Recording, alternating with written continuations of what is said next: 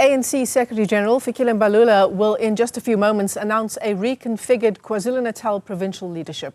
This follows the National Working Committee's decision last week to disband and restructure the provincial executive committees in KZN and in Gauteng. The reshaping of leadership comes after the party's poor performance in the May elections, with veterans including Amos Masondo and Jeff Radebe roped in to stabilize these two provinces. Meanwhile, Gauteng Premier and ANC PEC member Panyaza Lesufi says governance in Gauteng must not be affected by this process. The reconfiguration is a party thing, and I'm aware that our SG is going to address a press conference to make some announcement, and hopefully he would clarify some of the issues that were raised. Yep. But the National Executive Committee of the ANC was very clear that government must not be touched and governments must not be affected by the reconfiguration process. And to date, the African National Congress have kept its weight on that aspect. Well, in studio with us is Newzroom Afrika's Ziyanda Ngcobo for a sense of what's to come. Ziyanda, good afternoon to you. It's great to talk to you about a story that is in some instances a bit confusing, right? We're talking about a May election that hammered the ANC at the polls insofar as the outcomes are concerned. Do we not want stability instead of reconfiguration? Well, let's start off with the fact that the word reconfiguration is constantly under debate by these very structures because, in effect, what has happened here is that these structures have been disbanded, but because of how contentious this issue has been, I think reconfigured is a word that has been used to create a compromise instead of using the word disbandment. However, this has also created challenges because already there are some who are exploring legal processes because in the ANC's constitution, there's no such word as reconfigure. So there's also the issue of the ANC's constitution and what it says about this process that has actually taken months to conclude, Michelle. And the other thing here has been that, the leaders in KwaZulu-Natal and Gauteng have felt that why should we be the only ones that get the chop? The Northern Cape did not perform well. It got below 50%. There was also a decline in the province of Mpumalanga, and there's no discussion around that. And if you're going to be talking about electoral performance, then the National Executive Committee should also take responsibility. So this is why then, it's part of the reason why it's taken so long. The management of internal dynamics such as the factions. There's a National General Council that's expected to take place around June, July, which is a review of the performance of the ANC and deployees within the government. And so there are a lot of moving parts that would have needed to be considered. And so, yes, the names of Jeff Radebe and KwaZulu-Natal have been touted. Yes, the name of Amos Masondo has been touted for Gauteng. But the real question here is how close are these people to the electorate, to the inner workings of the ANC in this current political environment that would make them be a part of the rebuilding process. Correct. And as we talk about electoral performance May 2024, we are but moments away from the local government elections. Exactly. Right?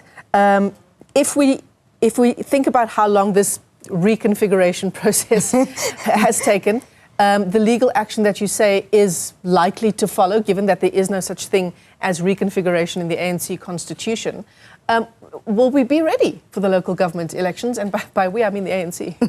I mean, that's the money question, Michelle, because one, you still need the same leaders that you are shafting to the side. So the two secretaries, from what we've heard, have been put to the side, that being Begum Dolo and TK Ngciza in Gauteng. You still need them. The other big challenge here, Michelle, with having a task team in place is that when you are managing election machinery, it's better to have an elected leadership in place because then there are legitimacy issues. So who's Jeff Radebe to say this is how this region, should behave in the run-up to the election? So you need an elected leadership. Already there are some calls to actually go to conference as soon as this reconfigured these reconfigured structures are put in place because of this legitimacy issue. And this is why you would have, and you're likely to hear Fikile Mbalula are talking about how they're going to have to go to each of the regions in these respective provinces to explain how the National Working Committee reached this particular decision to reconfigure. But also, Michelle, there's the local government elections, yes, but also both these provinces are also due to have conferences very soon. Gauteng is due to have its conference in 2026, which is in the year of the local government elections. And if I'm not mistaken, KwaZulu-Natal is due to have a conference this year, if not early next year. So that also presents a challenge, because then it means there's also a bit of focus that shifts towards, you know, these leadership contests, etc. And you've already said, shouldn't the focus be on rebuilding? And that's why then this division also, I'd argue, starts at the top with the national officials who could not agree on whether or not these structures should be disbanded. Hence, reconfigured is somewhat of a compromise, because others felt that, you know, there should be a bolstering of the current leadership structures that are already in place, while others felt that there should be a complete and total overhaul of, you know, the leadership of these executives in these respective provinces. Now, the other caveat is, of course, that the Secretary General has also said that these changes will not affect government and the deployments there. And the dynamic is different. So in Gauteng, you'll probably see Gauteng Premier Panyaza Lesufi, former chairperson of the ANC in Gauteng, remaining in place. But in KwaZulu-Natal, there is a government of provincial unity there, so they may not be as severely impacted. They have 3 MECs that are in the government there. In the backdrop, perhaps not so much in the backdrop, but a lot more in the foreground. Yeah. The MK party yesterday, as I look back in my notes, Floyd Shivambu, the MK's Secretary General, announcing new provincial structures for the party as it builds its capacity ahead of these local government elections. It's very interesting, because I think the parallel that we can draw there is that the internal fighting of organizations really creates a credibility crisis for the electorate or the possible voter. So, you know, the MK party has lost quite a lot of steam because of, you know, the social media meltdown by Tutuzile Zuma and this infighting that seems to be coming to the fore. Would you say it has lost a lot of steam? In KwaZulu-Natal, yes. Yes, they're building in provinces such as Limpopo and Mpumalanga, but the issue of a strengthened structure is something that the electorate considers, especially with, you know, local government and how everybody, and I say everybody, citizens are sick and tired of the lack of service delivery, just small low-hanging fruit, potholes being fixed, lights actually being fixed. And, you know, you talk about MK party and ANC, it's very interesting because the metro of eThekwini is the biggest win for either of these parties. So MK party got 45% of the vote last year, but they're not running the province. So they're going to be putting up a very good fight to actually win a metro such as eThekwini. And then when you look at the ANC then and how they are going to be doing this, if Jeff Radebe is announced as the co-coordinator alongside Siboniso Duma, is that really going to help? You know, you had a Jeff Radebe running to become president in 2017, the conference there, and he didn't win. I think 2019, I beg your pardon, and he didn't win there. So how close is Jeff Radebe to the structures and the branches of KwaZulu-Natal? Maybe a Mike Mabuya Kulu will help, but what does it mean? So you've reconfigured these structures, but strategically speaking, what we'd probably need to listen out for in that briefing with Fikile Mbalula is how these names were selected and what the thinking behind those names are. One of the lines being touted in support of this reconfiguration is the elders are being brought in to try and bolster this effort by the ANC.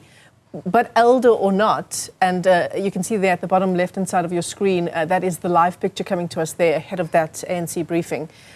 Elders or not, Ziyanda, do we have buy-in from the branches? We know how important branch structures are to the governance process. Absolutely, and this is why I'm saying already there are murmurings, especially in KwaZulu-Natal, that, okay, you can put these reconfigured structures, but maybe you should actually just go to conference as soon as possible, because in the ANC constitution, there's no such thing as reconfigured structure. So it will be very important, like you're saying, to get the buy-in of branches, to get the buy-in of regional leaders who you're going to be, by and large, relying on for the campaign process going into the 2026 local government election. So this is not not a time for the ANC to be in a state of paralysis or in a state of infighting, because that in of itself, even if you bring in those leaders, there's already a lot of talk about, yes, you can bring in these leaders, but what exactly are they going to do? You rolled out Thabo Mbeki, Tokyo Sekgwale, and many leaders in the campaign trail in Gauteng, and what did that do for you? Not much. So what is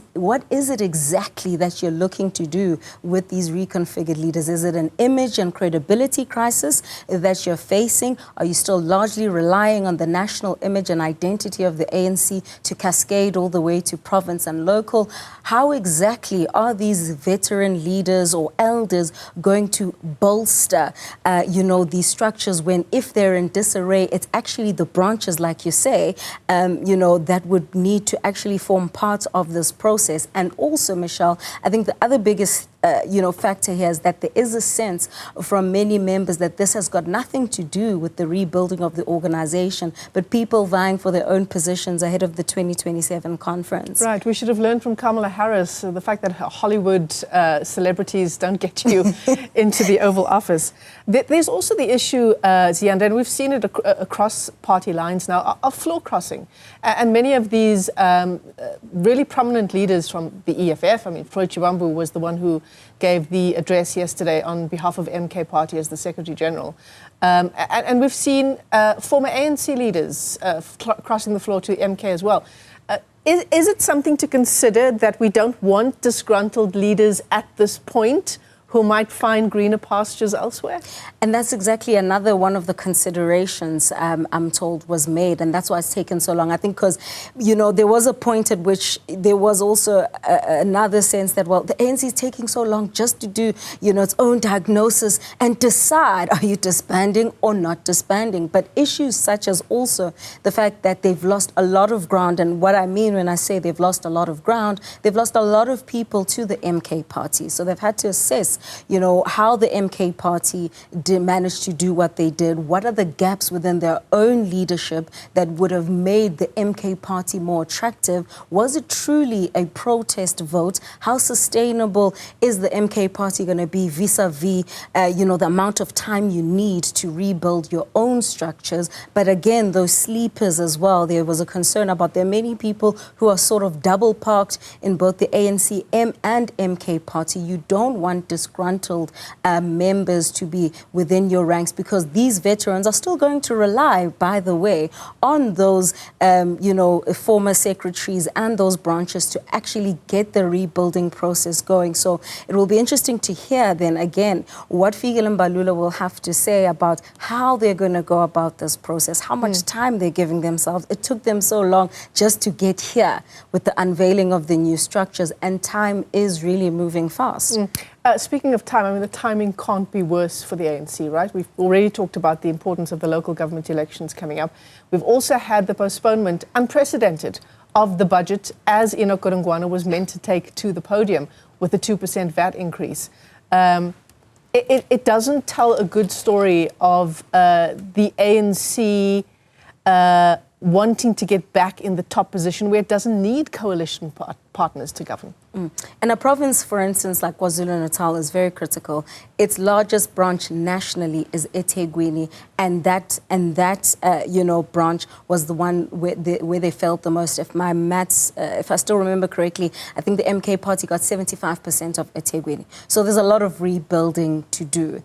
And also you can mention, yes, you're mentioning, the budget and an unprecedented moment, but it also cascades to a certain extent to the government of provincial unity in KwaZulu-Natal, where it's the IFP, the DA, and the NFP that are running, and running the government there. And what does that mean for the relationship of these organizations? Of course, it's not as easy for the ANC to bully, as they've been accused, bulldoze their own policies in KwaZulu-Natal. But that question of the MK Party and the 45% and them not running the province means they definitely need to get, their act together, and as quickly as possible. And now, if you have possibly a disgruntled former secretary in the form of Bheki Mtolo, who might actively be working against you, or might actively not him in particular, but those who are disgruntled want to take you to court, it presents a bad image. And as I mentioned, hyper-visibility politics in South Africa is also, important. But if you're visible for all the wrong reasons, it also doesn't give a sense that, you can actually govern. Well, I wonder what discussions are taking place behind closed doors. I know this briefing was meant to begin at 12:30. It's now coming up for 12:50.